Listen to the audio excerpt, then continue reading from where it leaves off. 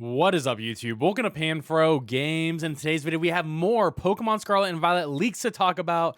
In today's episode, we're going to be focusing on all of the brand new abilities coming to Scarlet and Violet. And of course, guys, if you're new to the channel, I really appreciate it if you subscribe and leave a like, and let's dive right into it. So we have a spreadsheet of all of the new abilities coming to Pokemon Scarlet and Violet. We also know which Pokemon are getting these abilities and the descriptions of them.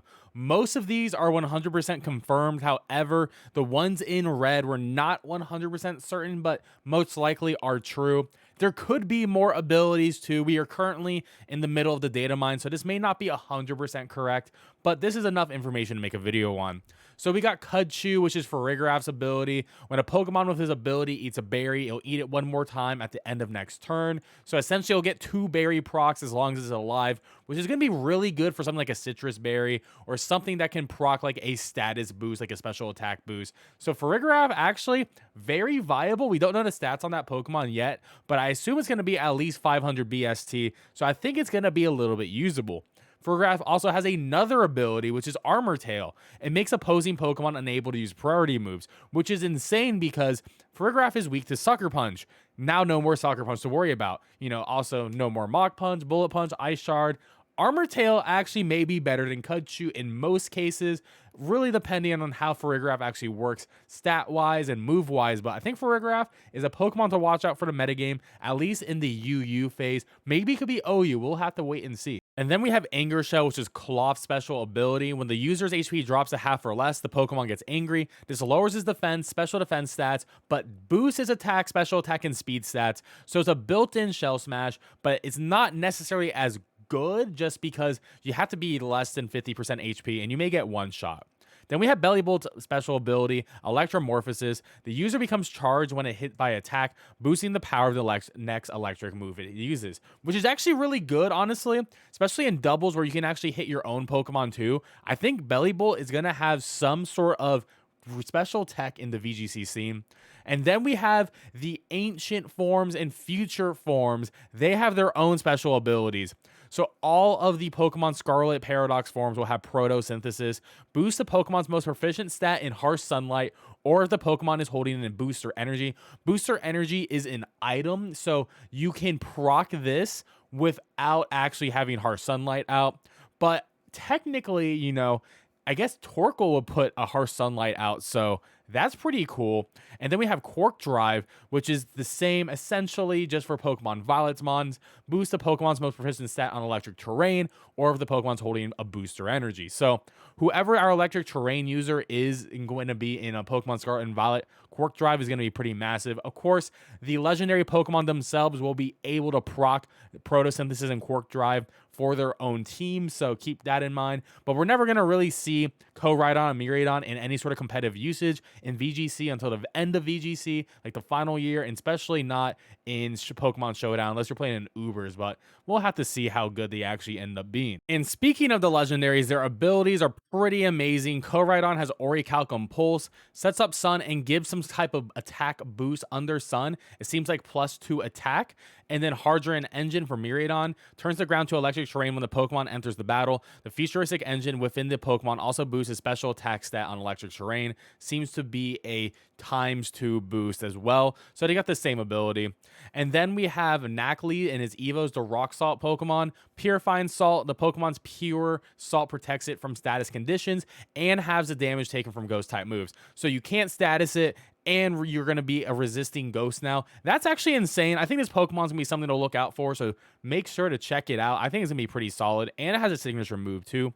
Then we got Toxic the Breeze. Scatters poison spikes at the feet of opposing Pokemon when the Pokemon takes damage from physical moves. Don't know who learns this yet, but that's actually pretty good. You get free Toxic Spikes on the field as long as you get hit by a physical move, so that's actually pretty decent. And then we have Malleusum Might, which is a signature ability of Toad's Cool and Toad's Cruel. The Pokemon will always act more slowly when using status moves, but these moves will be unimpeded by an ability of the target. So if you want to Toxic something, you will be Toxicing it, but it does make you slower. Could be good, actually. Could make these Pokemon pretty good. Then we have Opportunist. If an opponent's stat is boosted, the Pokemon seizes the opportunity to boost the same stat for itself. We don't know who learns that, but that is a god-like ability, so I wonder who gets it. Then we have wind power. The Pokemon becomes charged when it gets hit by a wind move, boosting the power of the next electric type move the Pokemon uses. And we know Kilowattrel gets this. It's also provoked by Tailwind. Kilowattrel also gets Voltazorb, so both of these abilities are actually really good. So it can proc its own ability here by using Tailwind, and then it'll get boosted electric moves too. We also got Thermal Exchange, boost the attack stat when the Pokemon is hit by a fire type move. The Pokemon cannot be burned. I believe this is actually the ability of Varoom, which is the poison steel engine Pokemon, which is actually really good. We have Seed Sour, turns the ground into grassy terrain when the Pokemon's hit by an attack. We don't know who learns this yet, but I have a feeling it could potentially be the Smoliv line, which is interesting, or it could be the Tumbleweed Grass Ghostmon too. Then we have Wind Rider, boost the Pokemon's attack stat if Tailwind takes effect, or if the Pokemon's hit by a wind move. The Pokemon also takes no damage from wind moves. So wind moves are not flying moves, so something like Aerial Ace you'll still take damage from, but it has to have something like wind related in it. So I guess like something like a Hurricane you would just not take any damage from, because that is a pure wind based move. Then we have Commander, which is by Tatsuguri. When the Pokemon enters a battle, it goes inside the mouth of an allied Dondozo if one is on the field. The Pokemon then issues commands from there. So Tatsuguri and Dondozo are essentially going to be a doubles power couple, and I wonder how good they're going to be together, and we really don't know what the extent of Commander actually means. Then we have Lingering Aroma from Oinkologne, and Oinkologne is the evolved form of Lechonk, and contact with Pokemon change the attacker's ability to Lingering Aroma. And it could only work on males potentially. We don't know 100%, but it's not a great ability overall at the end of the day. And then Dachsbon, the evolved form of Fido, has the ability Well-Baked Body. This Pokemon takes no damage when hit by fire-type moves. Instead, its defense stat is simply boosted. That's actually really great, and it's definitely going to make this Pokemon a lot better. And then our next ability, Sharpness, was exclusive to Gallade, and this move's going to be insane. Powers up slicing moves. So like Night Slash, Psycho Cut, Sacred Sword, all buff for Gallade. Absolutely buff. So now we know Gallade's going to be a really good Pokemon in this game. Next ability, Supreme Overlord. When the Pokemon enters a battle, its attack and special attack stats are slightly boosted for each one of his allies in the party that have already been defeated. This is for King Ambit, which is amazing because this is an ability that is just straight up built for sweeping in the late game. So definitely look out for this Pokemon. I wonder what the stats are going to be, but we know Bipeshard already had insane stats. This is going to be a lot better. And then we have all of the Ruin abilities, and these are for the Legendary Quartet. They're all dark types. And we have Sword of Ruin, lowers the defense stat of all the Pokemon except itself. Beads of Ruin lowers the Spadef stat of all Pokemon except for itself. Tablets of Ruin lowers the attack stat of all Pokemon except for itself. Vessel of Ruin lowers the special attack stat of all Pokemon except for itself. This is going to be amazing in VGC, especially when you can combine this with something like Contrary or Defiant. You're going to get a buff naturally from this and debuff the entire opponent's side. So this is pretty massive. I think all those Pokemon are going to be great. Then we have the ability Co-Star. When the Pokemon enters a battle, it copies an ally stat changes. That could be really good for VGC.